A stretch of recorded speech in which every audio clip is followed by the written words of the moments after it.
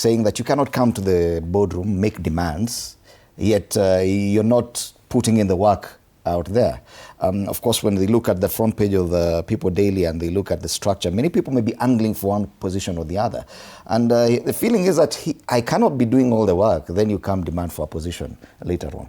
Doesn't it make sense that at least go out and do something? The front page of the Star, yes, there. I think because they needed to put Kalonzo Musyoka there, they struggled to get a file photo of him on top of a car, because we rarely get to see him in such a position.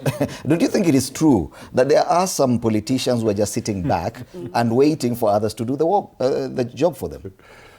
It's true. But let me say that boardroom discussions and in grassroots mobilizations do not have to be events. It's a process. And these processes can go on simultaneously. Those who are strategizing in the boardroom don't necessarily have to be the ones at the grassroots level. So for me, I would say that the negotiations on the structure that they foresee to make can be going on while they are still mobilizing the crowd. And where you see people talking like that is when there is a one-man show. Because if it's a team, there are those who are looking at the strategies, and those are the boardroom guys. We don't see them in the field. But Gachagua is right to say that you cannot also tell us to come to the boardroom when you have nothing to show. So the grassroots mobilization is very important. Right now, every Kenyan is complaining of a high cost of living. Everybody is complaining of an education sector that is not working, healthy sector that is not working. What they want is those who come to tell us what policies are you going to have to make sure that you address the problems that we are facing right now. And so when they are also told that they don't have an agenda, I don't agree with that. It's just the game. You know, in politics, I have to tell you what you are not doing, even though you know you are doing it. So Gachagua is right to say that let every leader who wants to tell people they have something to offer go to the ground and mobilize the people. And if I'm asked, who are you bringing? What are you bringing on the table?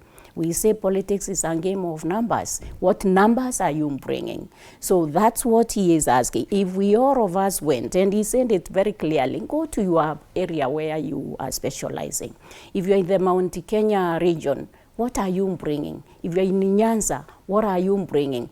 And he said there is no need of converting the converted. Mount Kenya, they cannot be going there, all of them, to bring the president. They now need to shift and they say, we in opposition, where do we go next? We go region by region, telling people what to offer, what alternative do we have? We are being called alternative government. So what is it that will do different from what is being done right now? How do we fight corruption? Because I think that's the main issue. Are they seen as there are people who are fighting corruption? And they hear from me when I hear they are bringing people from the other side, which was termed to be more corrupt, to come to their side. You start wondering, are we just shifting this corruption from one end to the other? So boardroom meetings, they are required. Right. Grassroots mobilization is very important for people to know what is it they are going to get from the coming, these leaders who want to come in.